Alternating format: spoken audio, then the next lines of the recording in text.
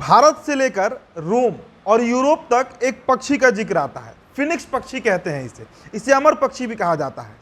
दंत कथा है कि ये पक्षी की आयु 1000 साल होती है और जब 1000 साल पूरा हो जाता है इनके जीवन का, तो ये खुद को अपने घोंसले और अपने पूरे परिवार सहित जला लेते हैं। अब बिहार के बाहुबली जो हैं, यानी जो बिहार बाहुबलियों का गढ़ माना जाता है, वो भी इसी फिनिक्स पक्षी की तरह होते जा रहे हैं। मतलब कभी कभी ऐसा लगता है बिहार में कि अब बाहुबलियों का दौर खत्म हो गया, लेकिन फिर एक ऐसा समय आता है जब ये बाहुबली वापस राजनीतिक मैदान में उतर जाते हैं। 2024 का लोकसभा चुनाव सर पर है, मतलब 2-4-6 महीने के अंदर में चुनाव संपन्न हो जाएगा। अब इस बीच बिहार के कई ऐसे बाहुबली हैं जो बीच में नेपथ्य में चले गए थे, लेकिन एक बार फिर से राजनीतिक दरवाजे पर घंटी बजा रहे हैं ताकि उन्हें राजनीति में एंट्री मिल सके, और इस बार एंट्री मारेंगे भी।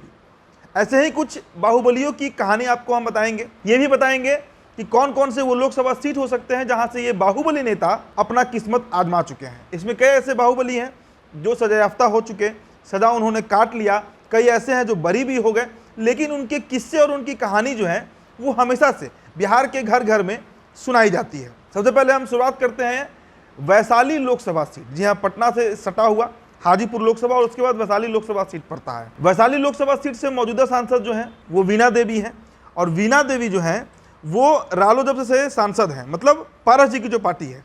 वैशाली सीट पर कई बाहुबलियों की नज़र है।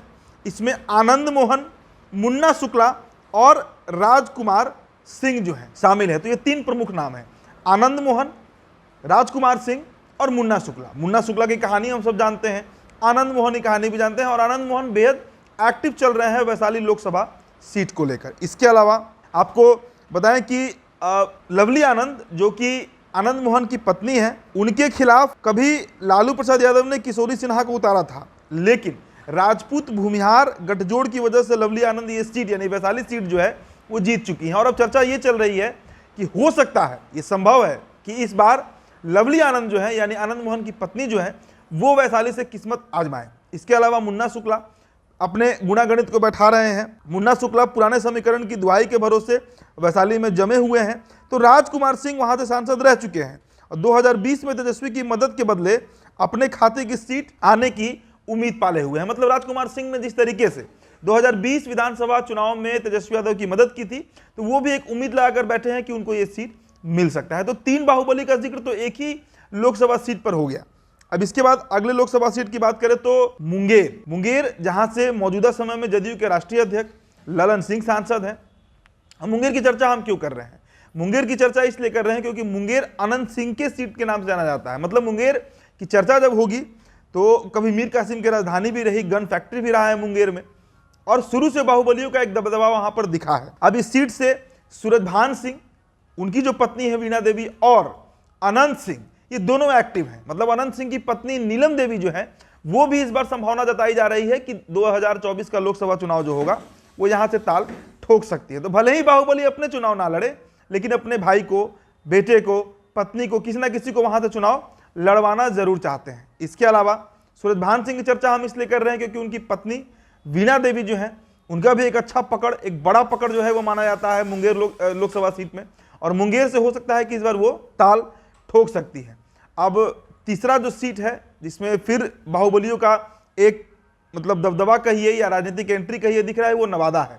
मौजूदा सांसद सूरजभान सिंह के सगे भाई चंदन सिंह वहां से हैं, राष्ट्रीय लोक जनशक्ति पार्टी यानी पशुपति कुमार पारस की पार्टी से सांसद हैं, और इस बार फिर से वो वहां से ताल ठोक रहे हैं। और देखिए 2014 में यहां से गिरिराज सिंह सांसद रह चुके हैं। अब पिछले चुनाव यानी 2019 के लोकसभा चुनाव का अगर हम जिक्र करें तो वहां पर राजद की तरफ से राजबल्लभ यादव, जो कि एक दबंग बाहुबली नेता के रूप में जाने जाते हैं, उनकी पत्नी विभा देवी चुनाव लड़ी लेकिन वो हार गई।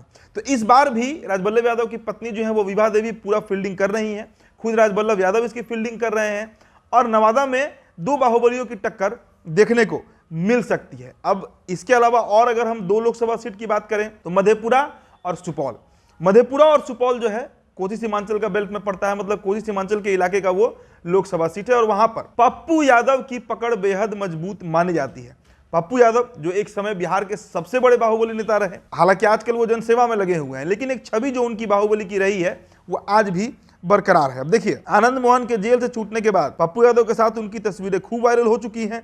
बिहार के सियासी गलियारों में पप्पू यादव के भी महागठबंधन में शामिल होने की अटकलें लगाई जाती रही। हालांकि अभी तक संभव होते नहीं दिखाए, लेकिन ये अटकल जरूर लगाई गई है कि वो महागठबंधन में शामिल हो सकते हैं। मधेपुरा से वो सांसद भी रह चुके हैं और उनकी पत्नी रंजीत रंजन जो है वो सुपौल से सांसद रह चुकी हैं और दोनों सीटों पर, मतलब सुपौल और मधेपुरा पर, पप्पू यादव का बेहद मजबूत पकड़ माना जाता है। हालांकि फिलहाल दोनों सीटों पर नीतीश कुमार की पार्टी जदयू का कब्जा है, लेकिन ये बात आप मानकर चलिए कि वहां पर इस बार पप्पू यादव की एंट्री हो रही है, मधेपुरा में भी और सुपौल में भी, और जबरदस्त एंट्री होगी और इसका बड़ा प्रभाव देखने को मिलेगा, क्योंकि दोनों सीटों पर मुस्लिम और यादव बाहुल्य माना जाता है। अगले लोकसभा सीट की हम बात करें तो 2 सीट जो सटा हुआ है, महाराजगंज और सारण प्रमंडल में पड़ता है। अब महाराजगंज की पहचान ही प्रभुनाथ सिंह से है। प्रभुनाथ सिंह जो सजा याफ्ता है 2 मामलों में, और उनका जो एक छवि रहा वो पूरे सारण प्रमंडल से लेकर गोपालगंज और चंपारण तक उनका प्रभाव रहा। बेहद करीबी लालू प्रसाद यादव के रहे और इतने दबंग रहे कि उनकी कहानी आप गूगल पर सर्च कर सकते हैं। आरजेडी का गढ़ सारण और महाराजगंज सीट पर पिछले चुनाव में बीजेपी ने भगवा लहराया था। महाराजगंज सीट पर पिछली बार जनार्दन सिंह सिग्रीवाल और सारण सीट पर राजीव प्रताप रूडी चुनाव लड़े भी और जीते भी। 2013 के उपचुनाव में महाराजगंज सीट से बाहुबली प्रभुनाथ सिंह ने जीत दर्ज की थी, लेकिन उस वक्त वो रांची के जेल में बंद थे और उनकी रिहाई की मांग भी जोरों से उठ रही थी। अब प्रभुनाथ सिंह के जो छोटे भाई हैं केदारनाथ सिंह, वो बनियापुर सीट से विधायक हैं। उनके भतीजे भी राजनीति में सक्रिय हैं। ऐसे में इस बार सारण और महाराजगंज सीट पर प्रभुनाथ परिवार का दबदबा देखने को पक्के तौर पर मिलेगा। और आप मानकर चलिए ये जो सीटें हैं, चाहे महाराजगंज कहिए या सारण कहिए, राजपूत बाहुल माना जाता है, भूमिहार बाहुल माना जाता है। तो राजपूत बाहुल्य महाराजगंज सीट पर मुस्लिम यादव समीकरण खेल बना और बिगाड़ सकता है। इसलिए लालू परिवार जो है वो प्रभुनाथ सिंह के परिवार को तहरीज देने जा रहा है और प्रभुनाथ सिंह का पूरा जो एक कुनबा है, जो बाहुबली का कुनबा माना जाता है, वो इस बार वहां पर बेहद सक्रिय रह सकता है। अब इसके अलावा 2 और सीट का हम चर्चा कर लें, शिवहर और खगड़िया। शिवहर सीट पर अगर हम बात करें तो आनंद मोहन की रिहाई के बाद गणित थोड़ा सा बदल गया है। राजपूत बाहुल माना जाता है, हालांकि है वैसे बाहुल, लेकिन राजपूतों की भी संख्या वहां पर अच्छी खासी है और उस सीट पर भी नजर गड़ाए हुए हैं आनंद मोहन अपने बेटे चेतन आनंद के लिए। तो एक बार फिर से आनंद मोहन की एंट्री वहां पर हो सकती है। खगड़िया की बात करें तो यहां भी बाहुबलियों का दबदबा है। आनंद मोहन का होम टाउन सहरसा में है और सहरसा का एक ब्लॉक भी खगड़िया लोकसभा के अंदर आता है। आनंद मोहन के अलावा यहाँ बाहुबली रणबीर यादव का भी अच्छा खासा प्रभाव दिखता है। रणबीर यादव का पहली बार लक्ष्मीपुर, तौफीर, दियारा, नरसिंहार में नाम आया था। रणबीर यादव 1990 में पहली बार निर्दलीय लड़कर बिहार विधानसभा पहुंचे और खगड़िया में मुस्लिम, यादव और निषाद वोटरों का वर्चस्व है। तो रणबीर यादव भी यहाँ पर इस बार ताल ठोक सकते हैं। जी हाँ, रणबीर यादव जो कि एक मतलब दबंग और बाहुबली नेता के रूप में जाने जाते हैं। अब इसके बाद हम पाटलिपुत्र सीट की बात कर लेते हैं तो रीतलाल यादव, जी हाँ, रीतलाल यादव जो हैं वो यहाँ से ताल ठोक रहे हैं। बड़ा मेहनत कर रहे हैं, इस क्षेत्र में घूम रहे हैं और बार बार दावा कर रहे हैं कि इस बार पाटलिपुत्र लोकसभा जो है वो लड़ना चाहते हैं। अब उन्हें टिकट मिलता है नहीं मिलता है ये बात की बात है, लेकिन एक बाहुबली नेता जो लंबे समय जेल में रहा, 2020 के विधानसभा चुनाव में लड़ते हैं, जीत भी जाते हैं दानापुर से, लेकिन अब वो पाटलिपुत्र सीट पर नजर गड़ाए हुए हैं। इसके अलावा एक और नाम है राजन तिवारी।